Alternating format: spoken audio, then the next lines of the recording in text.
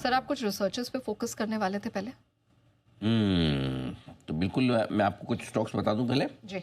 Avanti feeds, ये है वो पहला स्टॉक जहां पर खरीदारी करने की राय है और 732 के स्टॉप लॉस से खरीद सकते हैं, 750, 758 और 765 के टारगेट के लिए।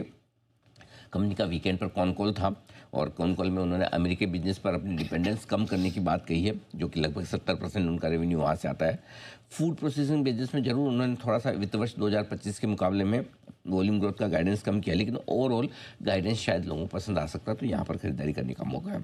दूसरा स्टॉक है सुज़लोन, जहाँ पर प्रोमोटर्स आज अपनी स्टेक बेच चुके हैं, 1% के आसपास स्टेक उन्होंने बेची है, 13.5 करोड़ के शेयर बेच चुके हैं, लेकिन जितनी बेचना चाहते थे उतनी बिकी नहीं शायद, या तो और होगी तो मुझे नहीं पता, क्योंकि बेचने 20 करोड़ शेयर थे, बिके 13 करोड़ 13.5 करोड़ ही है।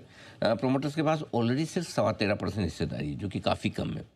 13.25% हिस्सेदारी किसी भी कंपनी में, उसके बावजूद अगर प्रोमोटर स्टेक बेचें तो ये थोड़ा क्वेश्चन मार्क है।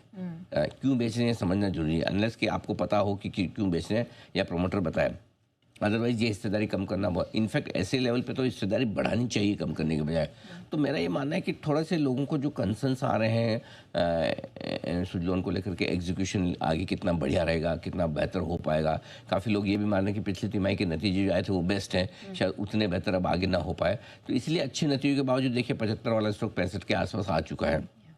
हमारा ये मानना है कि अगर आधा % स्टेक और भी बिकनी है, वो नहीं बिकी है, या आप जो बिक रही है उसको थोड़ा सा मार्केट नेगेटिव साइड पे ले सकता है, तो इसलिए थोड़ा आप वेट एंड वॉच करें। ऐसा नहीं कि ब्लॉक डील होगी तो कूद के खरीदने की कोशिश करें। कई बार क्या होता है 65-70 रुपये का स्टॉक है तो शॉर्ट टर्म में एक बार थोड़ा वेट एंड वॉच में रखिए। ऐसा भी नहीं कि आप सारा बेच के निकल जाए लेने जैसा, तो थोड़ा इंतजार कर लेना ठीक है, बेहतर कि क्या वजह है प्रोमोटर्स बेच रहे हैं, और अगर प्रोमोटर बिना किसी वजह के स्टेक 13.25 13.5% को भी और घटा रहे हैं तो फिर लेना नहीं चाहिए, बहुत क्लियर कट है। ऑलराइट, और एमजीएल पर भी? एमजीएल पे भी हमारी खरीदारी करने की राय है। यहाँ पर भी वीकेंड पर जो कॉन कॉल हुई थी, कॉन कॉल में उन्होंने वित्त वर्ष 2025 पे हायर बेस के बावजूद डबल डिजिट वॉल्यूम ग्रोथ का कहा है।